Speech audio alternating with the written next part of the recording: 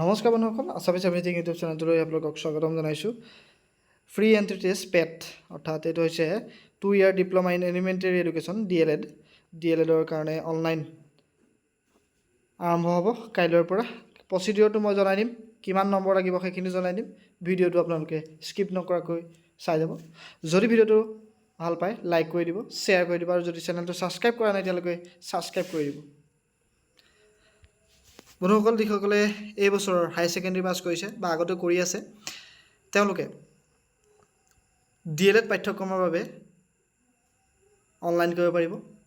DLED পাঠ্যক্ৰম online কৰাৰ পিছত আপোনালোকে এডমিশ্যন হ'ব। তো এইটো কোৰ্চ এদায় হোৱাৰ পিছত আপোনালোকে CTET বা টেট দি আপোনালোকে টিচাৰ হোৱাৰ এলিজিবিলিটি লাভ কৰিব।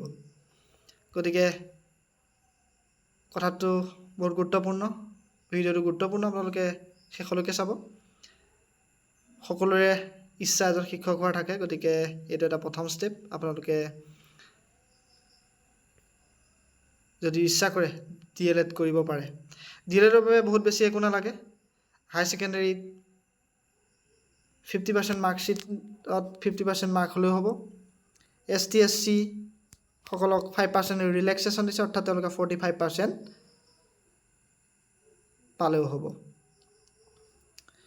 কেণ্ডিডেটজনৰ 18 বছৰতকৈ বেছি হ'ব নালাগিব, কম হ'ব নালাগিব, 34 বছৰতকৈ বেছি হ'ব নালাগিব। 1 জুলাই 2024 তাৰিখে সেই সময়তে ৰিলেক্সেশ্যন আছে ST SC আৰু STP বা ST হিলছৰ বাবে। Reservation OBC MOBC ST SC disability আৰু EWSৰ কাৰণে। এপ্লাই কৰিবলৈ হ'লে কেনেদৰে এপ্লাই কৰিব, ষ্টেপ বাই ষ্টেপ মই আপোনালোকক কাইলৈ এটা ভিডিঅ'ৰ যোগেদি দি দিম, কিয়নো কাইলৈ অৰ্থাৎ 22 তাৰিখৰ দিনাহে DLEDৰ অনলাইন প্ৰক্ৰিয়া আৰম্ভ হ'ব। ডেছক্ৰিপশ্যনত মই লিংক দি দিছোঁ, তাতো গৈ আপোনালোকে লগ ইন বা ৰেজিষ্টাৰ কৰি ল'ব পাৰে। অতি সহজ প্ৰক্ৰিয়া, বহুত ডাঙৰ প্ৰক্ৰিয়া নহয়।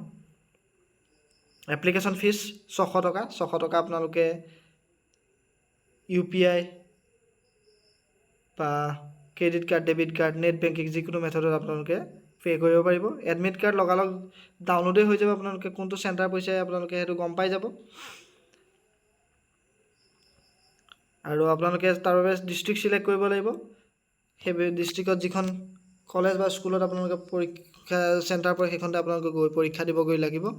অনলাইন ছাবমিশ্যন আৰম্ভ হ'ব 22/7 পৰা 11/8 ইয়াৰ সামৰণি পৰিব। এডমিট কাৰ্ড 1/9 পৰা পাব, অৰ্থাৎ 1 ছেপ্টেম্বৰৰ পৰা এডমিট কাৰ্ড উপলব্ধ হ'ব। পৰীক্ষা অনুষ্ঠিত হ'ব 8 ছেপ্টেম্বৰত আৰু ৰিজাল্ট 23 ছেপ্টেম্বৰত দিব। এতিয়া কথাটো হৈছে কি কি আহিব পৰীক্ষাত বহুত বিশেষ একো নাহে। Maths, reasoning, science, social science, Assamese বা লোকেল যিকোনো লেংগুৱেজ আপোনালোকৰ যিটো MIL আহিব। EVS অৰ্থাৎ এনভাইৰমেণ্টেল ছায়েন্স আহিব। টোটেল 100 নম্বৰৰ পৰীক্ষা এইকেইটা ছাবজেক্টত। গতিকে সেয়েহে আপোনালোকে যদি বিবেচনা কৰে এইটো দিওঁ বুলি, আপোনালোকে